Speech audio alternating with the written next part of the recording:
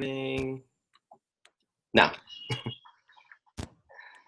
Hey, thank you for joining us, friends. This is so wonderful to have you guys on. Anthony and I have been so excited about this. So, as you know, Anthony and I are doing four telecalls in the month of November on creating with and beyond religion, ethnicity, and culture. And we would love to have what your points of views are on religion, ethnicity, and culture. I know we have all of you from different parts of the world. So we'd love you to share that. Start Awesome. with you, Julia. So let's start with, Julia, because I know she's got to get going. So yes, Julia, can you share how religion, ethnicity, and culture, how it's been a limitation and a contribution in your life? Okay, that's a big question. Okay. Well, hi, everyone. I'm Julia Sotis. I'm a Certified Facilitator of Access, and I have been loving it for 6 years doing this.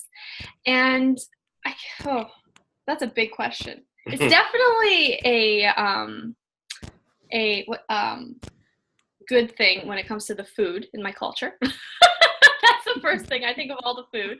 I'm Ukrainian, Canadian, and I think that a lot of where it is a detriment to me is the way that money is done in a lot of ways, because my parents were raised as farmers who came, their parents, actually my great-grandparents came to Canada really, really poor, but it actually shows you just how strong your heritage affects the choices that you make, like on a daily basis in the grocery store. Like I can hear what my great-great-great-grandpa, would say about certain things if I go to buy like a $3 bottle of water or something. It's like those judgments, like that's too expensive. Why am I doing this? This is not needed. Go to the water fountain. It's like those judgments of, that come from the poverty that they had as part of the culture, coming from Canada or the Ukraine to Canada. And, when I was in elementary school, I had to do this project about my great-great-grandparents. And so I taught myself all about them and interviewed my grandparents. And luckily my aunt keeps really good logs of our family history. And my great-grandfather was known as the man with the big hands. And he would go outside in the freezing cold Canadian winters and break the land with his bare hands. So it's like the man, right? Yeah, he was the man. I'm glad I didn't get that passed down. Big ass hands. But it's like, the points of view that we grow up around shape us so strongly. And using Access, I've been able to change a lot of them, and a lot of them still live with me. And you have to actively choose beyond them if you're going to actually live as you and be you beyond culture, ethnicity, and religion. And so I guess a big part of it is just being willing to go, is this me, or is this something that has been passed down to me from generation and generation? And if it works for me, sure, I'll use it. But a lot of it doesn't work for me. And, my parents had freezers and freezers full of food as though they were waiting for the next famine, because their parents did go through times when they had no food. And so it's interesting how we keep carrying on those traits. And then, some of the ways that it has been amazing is I am really, really, how long am I supposed to be talking for here? Just a few minutes. Okay, so I'm probably done. I've also, moving from Canada, I've had a strong rooting in Canada. And my parents, my dad is very well educated, and he's a very brilliant man. And he would always tell me, you're so lucky to be from Canada. We're one of the greatest countries in the world. And the Americans don't even have health care. their family can be bankrupted if they get cancer, if you're self-employed, and all these different things. So I grew up really like, man, like I wouldn't want to be American, and Republicans are evil, and with those points of view. So when I moved here, it was really, I was choosing for me, but it was really hard at the beginning to actually not judge the people that I met on the street and not make them wrong for being Southern and for having different points of view than I had. And I would literally come home and sit on my bed and do interesting point of view. I have this point of view a lot, and because it was difficult for me. So it showed me just how much my identity was limiting me. So yeah. Awesome. So there you go. Well, thank you so much for joining us. Thank you for having me. Thank you. That was really, that was awesome. Thank you so much. Thanks, guys. Yeah, this is a lot of fun because yesterday we did the same type of call with many people from India, as you know, Chandana, because you were there. And it's just really neat to hear all the different perspectives of, people's upbringings, the different points of view that were basically sort of impelled in their worlds and universes, and like the different things when it came time for people to make decisions or choices, or when they had opportunities for something more.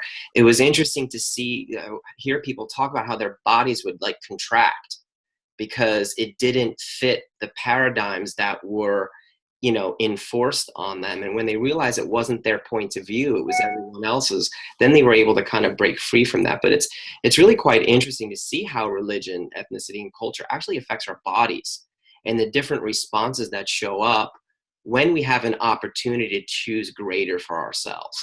So anyhow, I know everybody's pressed for time.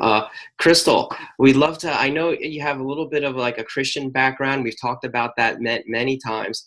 And so can you talk a little bit about that and how, religion, ethnicity, and culture has been a limitation and a contribution to you in your life, and how access has, sort of created, I guess, more for you in that way?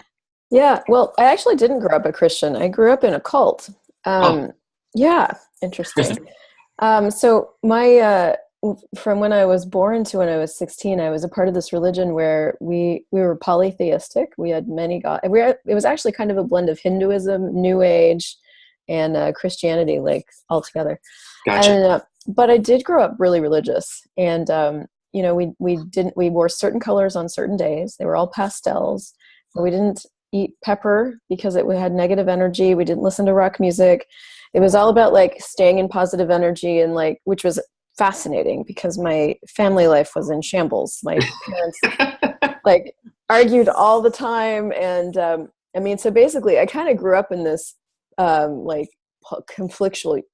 created conflictual universe, but it was incredibly religious. And so when I got into Christianity, it was sort of a shades of gray, right? Like 50 Shades of Grey. It was sort of the same sort of ish thing. The only thing that was different for me about Christianity was that there was an element there of a relationship with God that I didn't have before that really did nurture me. Mm-hmm. So I'm sort of like blending the two questions that you had, which is, the limitations and the contribution of, I grew up with a lot of rules.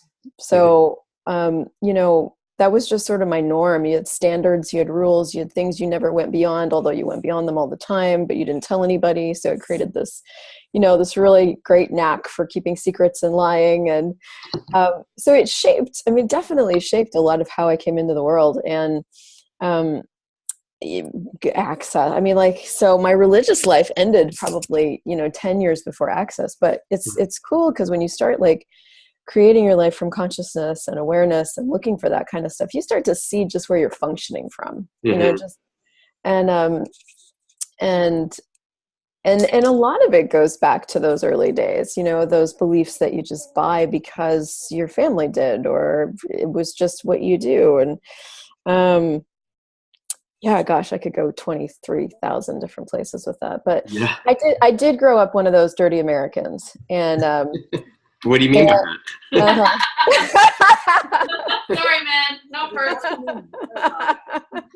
So I actually had judgments of the rest of the world because we were the best. And that is absolutely. That's what religion and culture does anyhow, right? Yeah, makes you judge the others as being less than you. totally. And actually, the rest of the world was completely irrelevant to me because I was an American, and why did I need them? You know, so it was like, in terms of my culture, like we just knew we were the best country in the world, and I didn't know anything about anything, and I've lived in Canada now for about 12 years, and it is an incredible country, and you have such a different perspective of the U.S. You know, living up in here. And I think probably more than anything, it's just created this incredible gratitude for where I live now and what's possible now in the country that I'm in, and also what's possible for my life, because I was born in North America. So I have all of this privilege and capacity and, you know, ease of traveling the world that a lot of other countries don't have. And so more than anything, it's just created an immense amount of gratitude. And also like for what being an American created personally, you know, like I sort of have this cowboy attitude where anything's possible, you know, and that's a really a typical American trait, not for everybody, but I find that that's more prevalent down there than it is here. And so, yeah, I would say like religion for me created the limitations that I could outcreate, and also the sense that that I'm not alone, that there's more than me, that there's, you know, all of these different facets of life that I can contribute to and that contribute to me. And then also a place where that gave me a platform from which to create, which I'm really grateful for. Awesome. Yeah. You know, what I find really interesting here is that we had Julia come in from Canada who moved to America, and we have Crystal who who moved to Canada from America. And it's just so fascinating because both of you had pretty much the same, you both had judgments, right, about different countries. Yeah. Right. That's like so fascinating when you look at that. And then when you move somewhere else, you realize, you know what? We're all here for the same stuff. Yeah. Yeah. And that's what makes it so interesting, because it's really not, it's just the separation that I think is there within us, right? Yeah.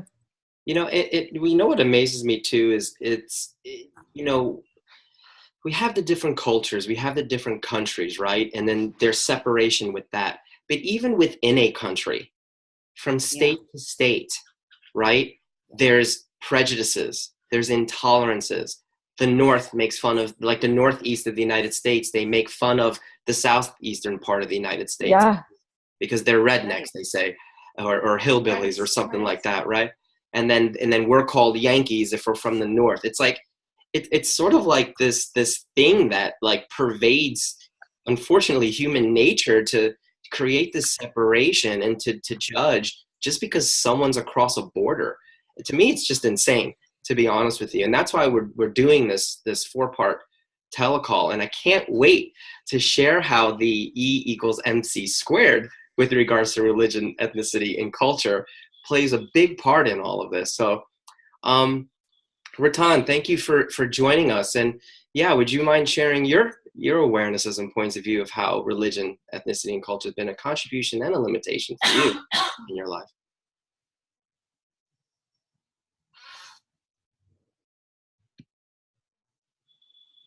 Go ahead and unmute yourself. Okay. There we go. Hello. Okay.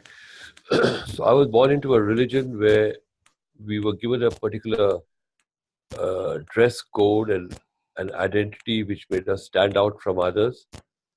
So you always were conscious of wearing a turban and having a beard and not doing things which others would not do. And it was limiting. At the same time, today I see it as a great advantage because I stand out with my turban, and people identify me because of my turban, which I use to my great advantage.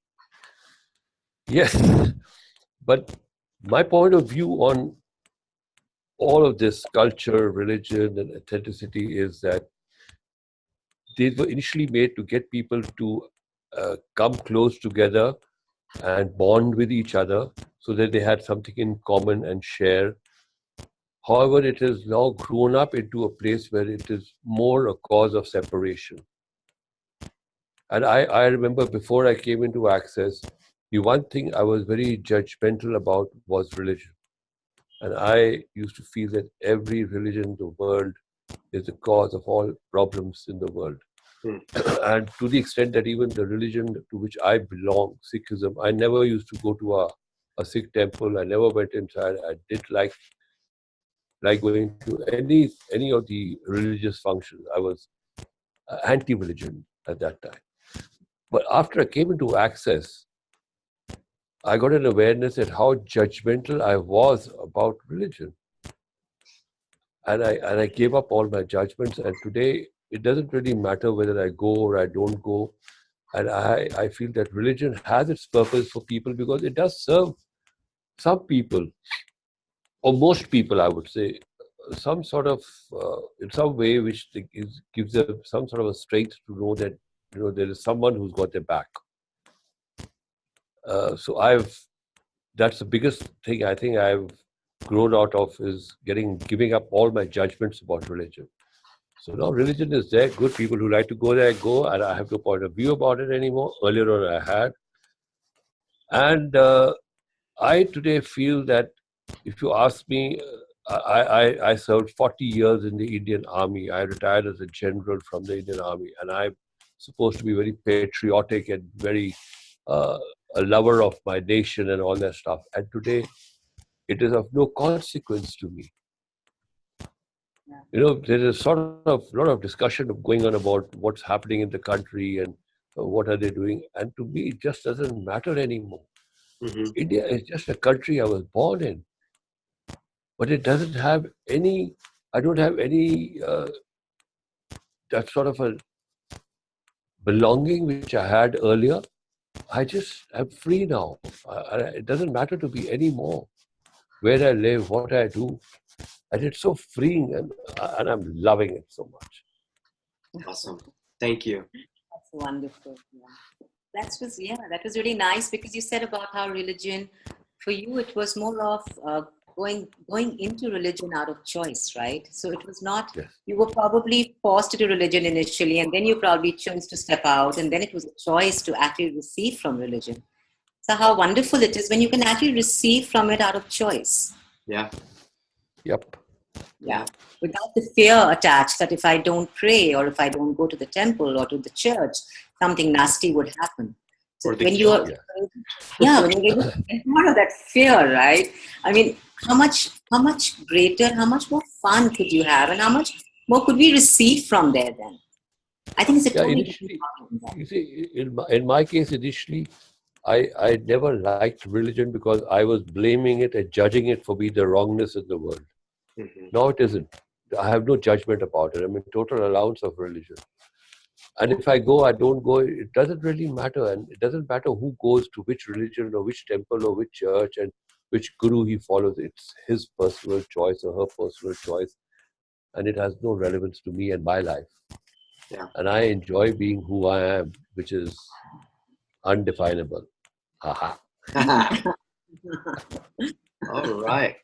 Miss Emily, what do you know about religion, ethnicity, and culture? Because you're from the Midwest of the United States, and that's a whole different vibe than where I grew up, especially, and even where we live now.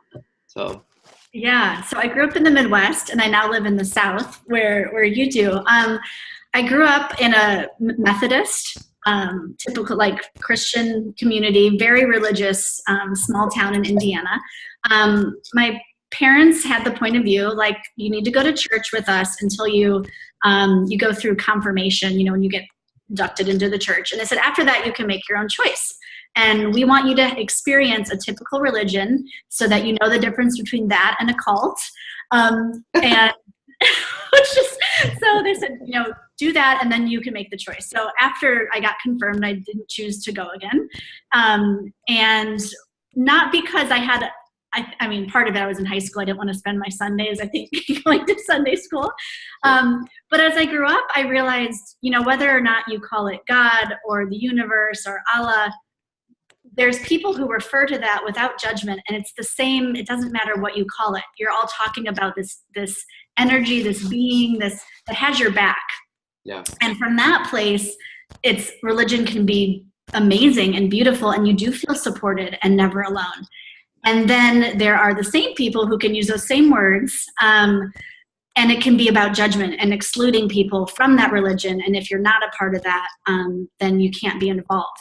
I was lucky. I had a grandmother who traveled the world like in the mid 1900s with my grandpa and went all around the world. So I really grew up with that perspective of being curious about other cultures, wanting, to travel overseas, and did as much of that and continue to do so as I can, because you get such a different perspective when you're actually not only traveling but living. I've lived in different countries. I've lived on an island in Africa for a summer that was all Muslim. I've lived in Japan for a year, and you really experience it's different when you live somewhere and you get that there's so many different cultures and religions available, and you can just choose what works for you. And I did go through a period, like Ratan said, I was a little bit judgmental of, well, then, all the wars that have been started have been over religion, and it's creating this separation, and not really what I'd like to see is more communion with people. And hey, we're all people here. It doesn't matter your color, your religion. But when I had that judgment about it, I had people show up, say for my Access Bar sessions, that would come once and then not come again because they had that, well, this doesn't match my religion. Right. And then when I got rid of those judgments, it was much easier to have a conversation with people of, we may be talking about the same things, we may not, but feel free to come. And then I stopped getting people that had those judgments about it when I got rid of it. And I think religion can be such a gift when it's from that place of wanting to include other people. But what I've seen sometimes is it can be about, you need to always be good or always put on your happy face, always, and not show all of you. Yesterday I was on a bus in the South coming back from the airport and sat next to a woman who wanted to talk to me about her church and wanted to give me her literature about being a Baptist, and I'd had 9 children. And when I told her, she said, well, where did you go? In the South, that's kind of the question of, well, where do you go to church? And I said, well, actually, I don't go to church. And then she asked me about my family. I said, well, actually, I'm going through a divorce. And I think I scared the living daylights. I didn't know what to do with it. And from that point, and then we couldn't possibly talk anymore, really. And there was a lot of judgments there. And it was just so interesting but what I love about access consciousness, it is these tools to give you a connection to whatever, that ends the separation, whatever you want to call it. And there isn't a judgment, and you can show up on days and be crabby and cranky, and that doesn't mean you're a bad person. It doesn't mean you have to confess your sins. It doesn't mean you've done something wrong. It means you're a person and you're here and you're figuring it out. And the body you get to be in is such a gift. That's part of, I'm a yoga teacher as well. And what I loved about the yoga tradition that I studied and what I love about access is the inclusion of your body, that it's not this limitation where you're trying to get somewhere else, right? It's a gift. So I've been really grateful for all of that. Yeah, I was made wrong for idolizing the body because I love the human body. And I was made wrong by a prophet for idolizing the body, because in the Christian church, you're not supposed to, nothing else should be an idol except for the Lord, right? But I idolize the human body, all bodies, all sizes and shapes and forms. And so the one thing I really loved with what you said is at the heart of all these different religions and stuff like that is, the energy is the same and it matches. And one thing that I've had the privilege to experience when I had a guru, from the Isha Yoga Foundation, Jaggi Vasudev, as a matter of fact, and I did many of his practices, and I had such incredible energetic experiences. My world, I was able to access worlds and realities that were not at my disposal in my everyday life, and it was amazing. And then when I did the Christianity, and I experienced, again, the energy matched some of these experiences that I had. And the one thing that I learned for myself was wow, the magic, the potency, the clarity to perceive beyond this reality, it matches what I experienced before in the other thing. So, so I'm really grateful, and it's true, because at the core of all these different things is communion, love, no judgment, right? And so anyway, thanks for bringing that up. I appreciate it. Yeah. So true, actually, because even here in India, when I was born into a Sikh family, and following Sikhism, yeah, Adi sir, yes, and following Sikhism, actually, we were supposed to be the religion in India, which was probably one of the easiest religions because we had no rituals and we didn't have the traditions as compared to the others, and yet somewhere. I would love going to the Gurdwara. Like, I'd love it. I'd really enjoy going there and listening to the hymns and stuff. And as I grew older, I would look forward to going every weekend or whatever with the family. And slowly what started to happen was, with me, where the joy was, it suddenly got replaced with fear. It was like, oh, I have my exams. I have to go to the Gurdwara to ask for my good grades. So slowly it was like everything that I was asking for in life, it became the source of my creation was outside of me. Mm. And then when I came into Access, it was beautiful because what really, and that actually began, it took me on a journey. Like, I went from Gurdwaras to churches, I went to mosques, I went to temples, I went to a guru, I went to all these people because I was just looking for more and looking for greater. It was actually, I did receive a lot from each one of them. But when I came into Access, it was like, okay, so I can also be that energy that is in the Gurdwara, in a temple, in a church. I can be a part of that energy and I can actually create greater with that by being a part of that. So it was no longer having it outside of me, but was more of just being it all the time. So for me, that changed a lot. And I was willing to go back to the Gurdwara and willing to be back in religion. I wouldn't say back in religion, I would say receive from religion without the fear. Yeah. That changed a lot. Yeah. Cool. So Anita, tell us your experiences and how religion, ethnicity, and culture has been, a limitation and a contribution in your life, and how you've been able to create with and beyond it. Anita's from the Netherlands, and so we're happy to have her on. Thank you. Yeah, I'm from the Netherlands, and in the Netherlands we have to, be like normal. Don't stick your head above oh my God, sorry. Never mind. We have to be normal. And I grew up as a Catholic, and we had to go to church. And every time I went to church, I had like this awe feeling. And I always knew that there was more, but I didn't believe that we had to believe, in our God or something. It was just more. There was more. And we had a lot of rules to abide by. And I must say that since I've been into Access, that's really short, but since I've been into Access, I've noticed that there is more of me and more possible. And so. What kind of things were passed down to you that created like limitations in your universe, like to the point where you were afraid to create for you because somewhere in the back of your mind you were told that was wrong or bad? Yeah, because it wasn't in the normal range. It was beyond, and beyond there was no going beyond.